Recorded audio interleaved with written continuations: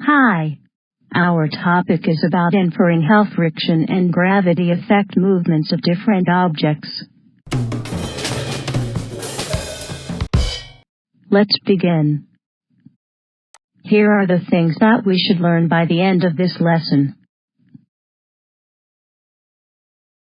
Before we start with our lesson, let us try this. Move the box by pushing it on a concrete floor. Then, do the same but this time on a smooth tiled floor. Share your experience. Which made moving the box easier? Which made moving it harder?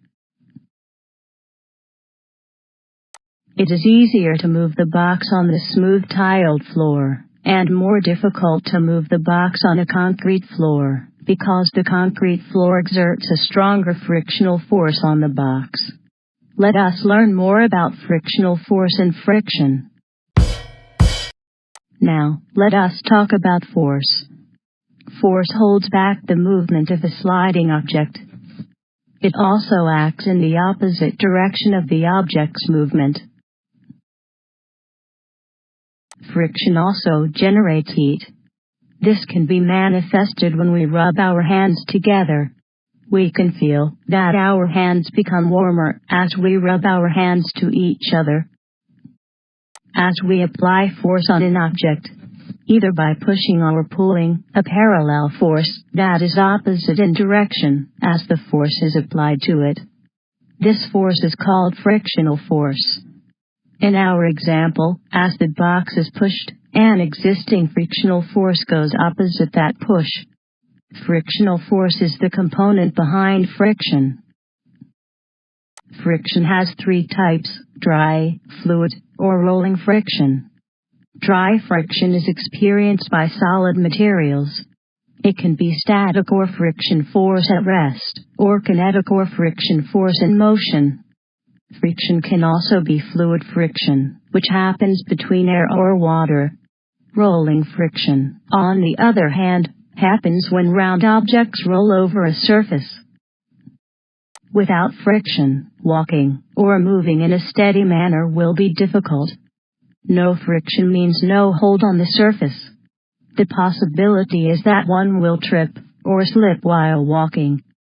Friction enables us to walk or move steadily.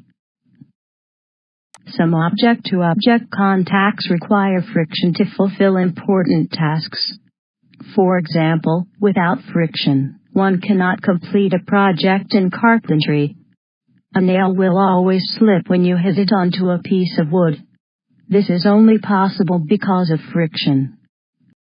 On the other hand, friction is also the reason why some objects get ruined or destroyed. This happens due to materials being worn out or torn apart. Tires experience friction all the time, as they are rubbed with the surface of rough roads. In some cases, tires get worn out, especially if the rubber material is too thin. In addition, some objects need less friction in order to function. The presence of too much friction hinders certain objects' functions. Because of these, vehicles and machines, like the bulldozer, use oil to lubricate some parts and lessen friction.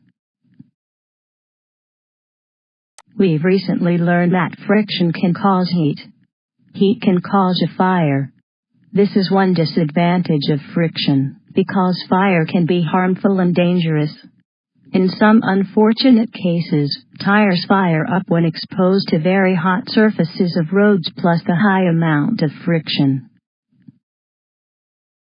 Remember, we can classify objects around us as solid, liquid, and gas.